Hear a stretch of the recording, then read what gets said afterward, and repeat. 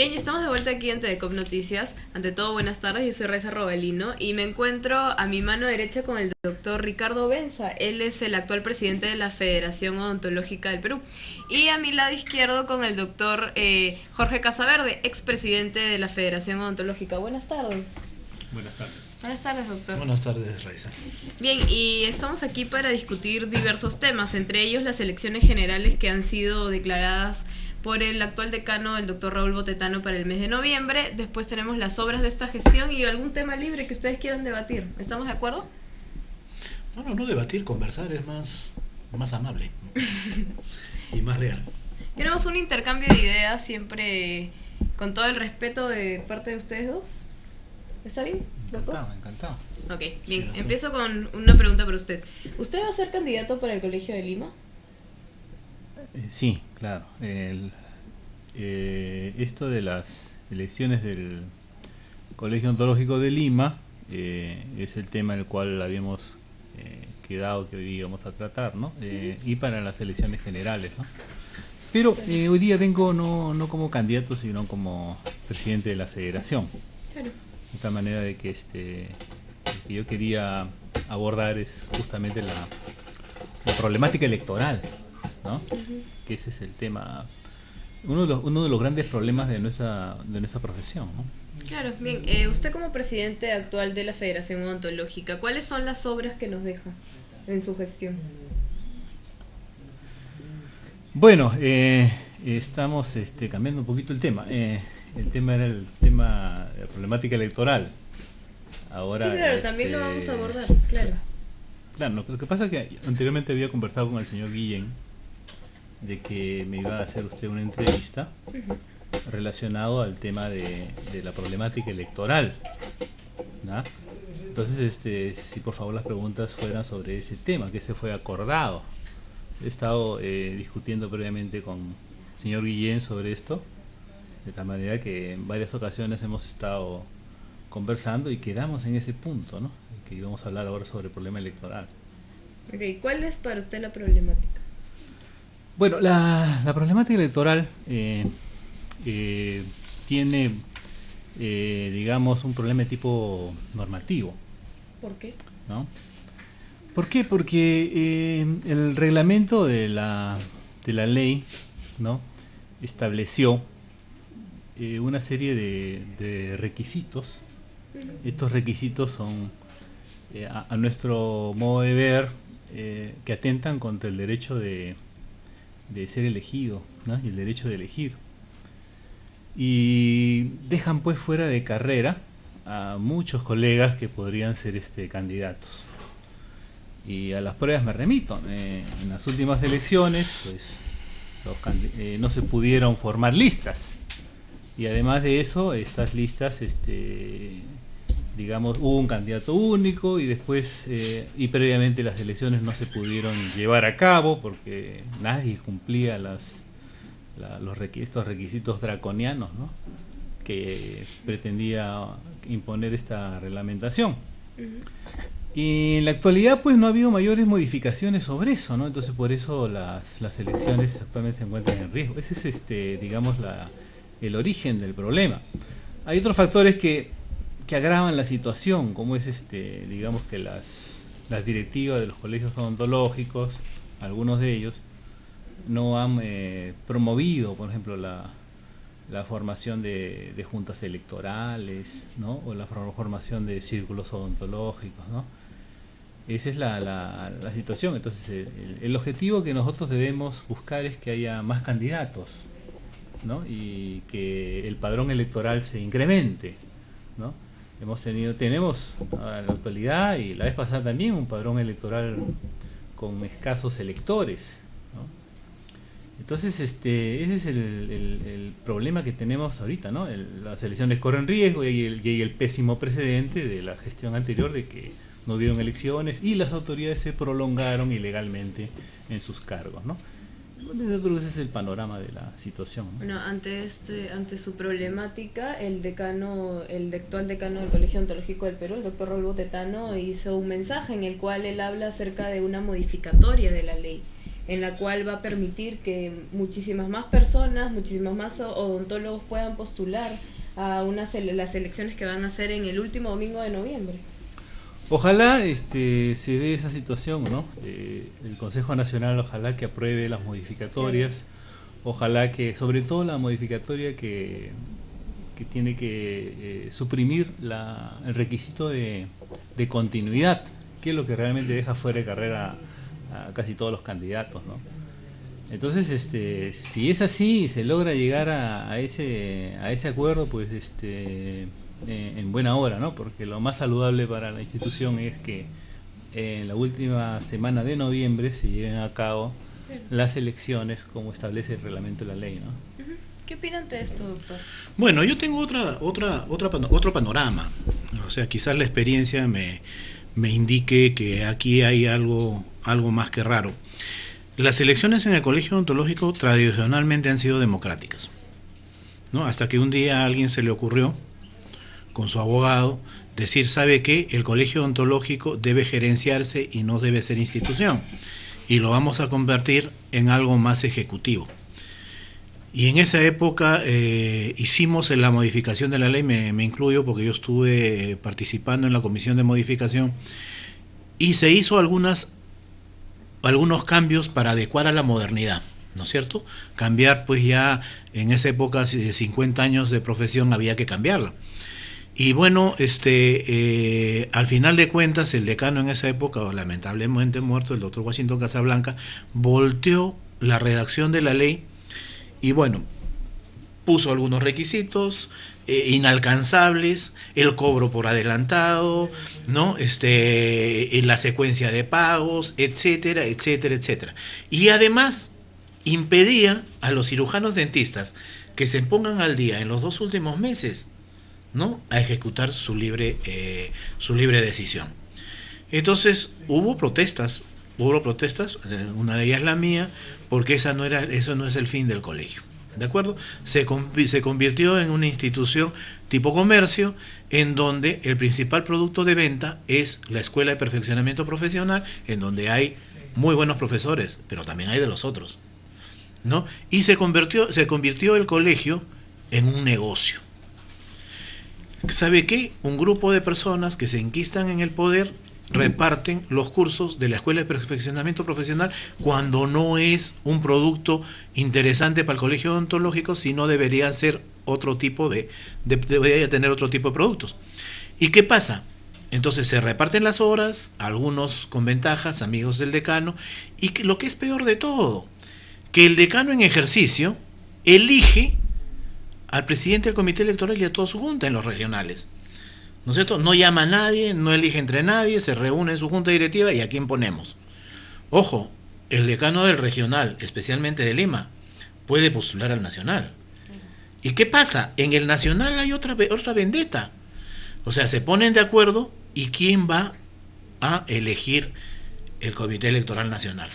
Y resulta pues que en este momento tenemos un comité electoral de consenso, ¿no es cierto? Y en democracia consenso es repartija, ¿de acuerdo? Yo te doy presidente, te doy el vicepresidente y por aquí, por allá, y nos acomodamos para que el resto podamos manejar la junta directiva. ¿Y cuál es el primer producto final?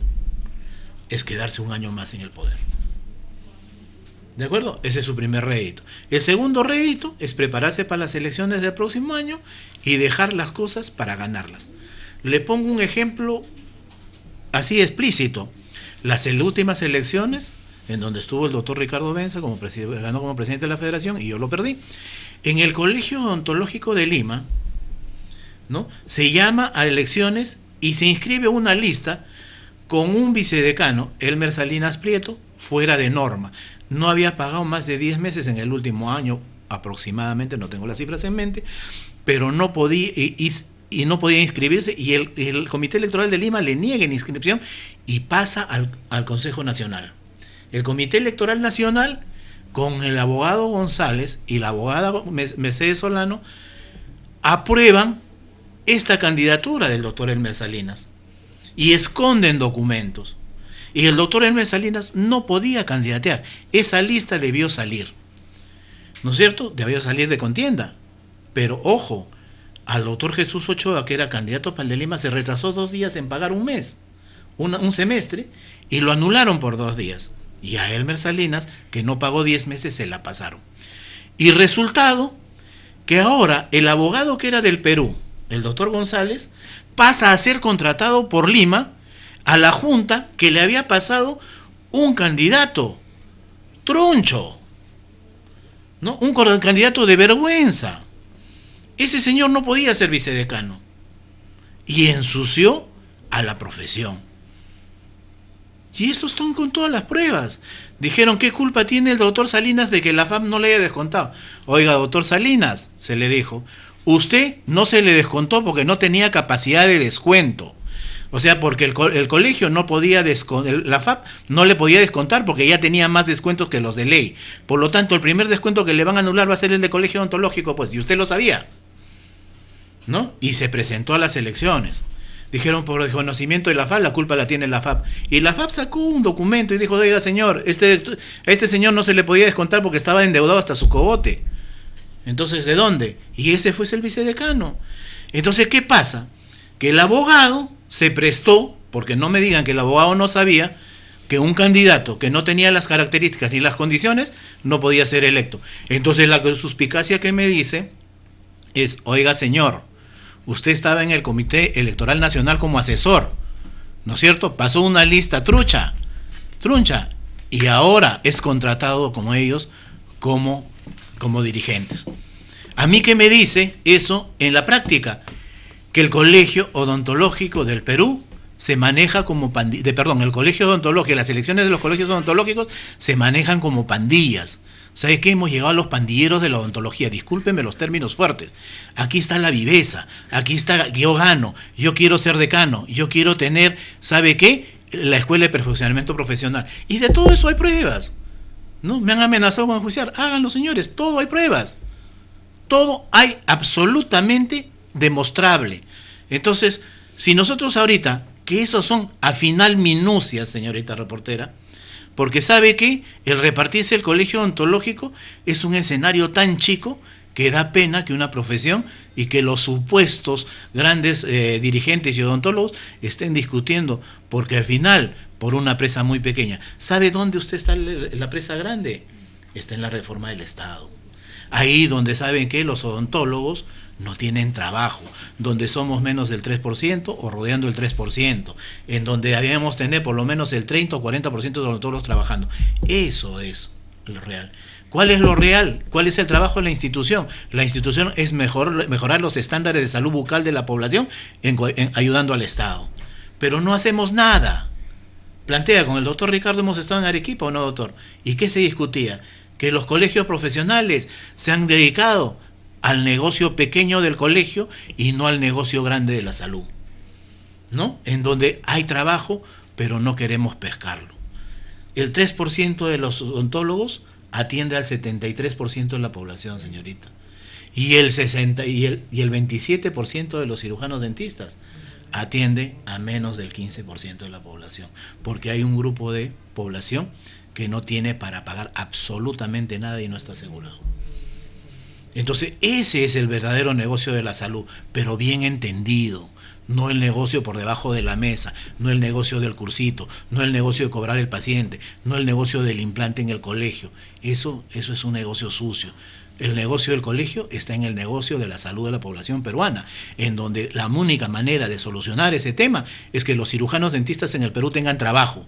Porque ¿dónde se soluciona? En el sillón dental. ¿Dónde se soluciona? En la explicación del dentista. ¿En dónde se soluciona? En la educación que debe dar la institución, ¿no es cierto? Y los gremios tienen que fortalecerse. Y gremios lo digo no como colegio odontológico, porque está prohibido ser gremio en el colegio odontológico, sino los gremios de los cirujanos dentistas. Los gremios no tienen plata. Y el gremio de Arequipa ya sacó la declaratoria de Arequipa con casi todos los colegios profesionales.